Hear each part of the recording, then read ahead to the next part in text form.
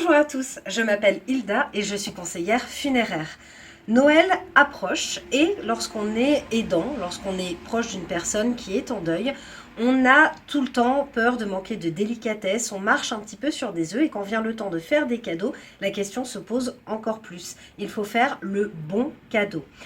Alors, aujourd'hui, dans cette Minute Coquelicot, je vais vous donner des pistes, mais bien sûr, c'est vous qui connaissez le mieux la personne à qui vous voulez offrir un cadeau, donc écoutez-vous avant tout.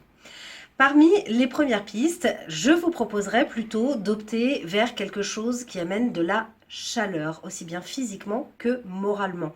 En fait, il se passe quelque chose quand on est en deuil, c'est une période de fragilité psychologique, et dans ces périodes d'angoisse, d'anxiété, eh bien, on devient un petit peu plus frileux. Alors, il se trouve qu'en plus, on est en plein hiver, c'est donc le moment où vous ne vous tromperez sans doute pas si vous offrez d'abord un vêtement chaud à la personne à qui vous souhaitez faire un cadeau, écharpe, gants, etc., des lainages, tout ce qui est doux, tout ce qui apporte beaucoup de douceur.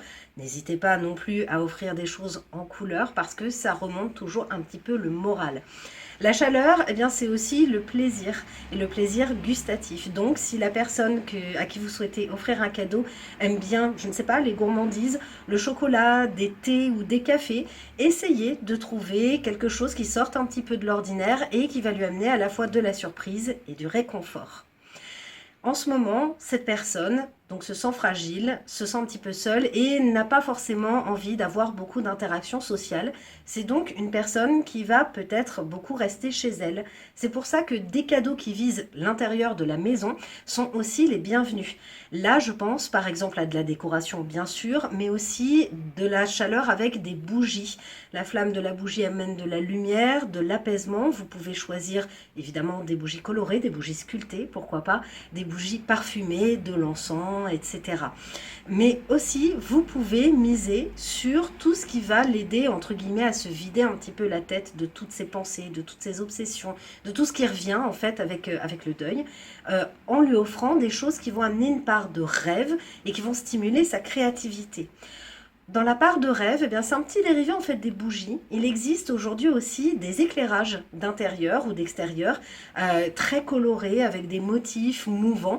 Et ça peut beaucoup aider à apaiser une personne ou l'aider à s'endormir, pourquoi pas.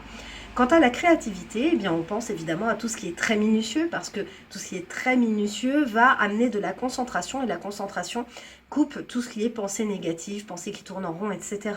Donc ça peut être des puzzles, des jeux créatifs, des loisirs créatifs, des petits bijoux à faire, des coloriages adultes, des coloriages zen, du bricolage pour un monsieur. Vous pouvez aller voir dans les magasins culturels, vous avez énormément de choix et aujourd'hui ça ne s'adresse vraiment pas qu'aux petits enfants. L'idée, vous l'aurez compris, c'est d'amener du réconfort, de la douceur, du silence ou de la musique aussi, pourquoi pas. En fait, une personne endeuillée va avoir besoin d'un peu de temps pour elle et de se concentrer sur elle. Il se trouve qu'en ce moment, en hiver en plus, on est plutôt porté sur le cocoon, donc c'est le moment idéal pour tous ces cadeaux. Pour une personne endeuillée, vous êtes un proche, vous ne vivez pas son deuil, mais vous pouvez l'aider.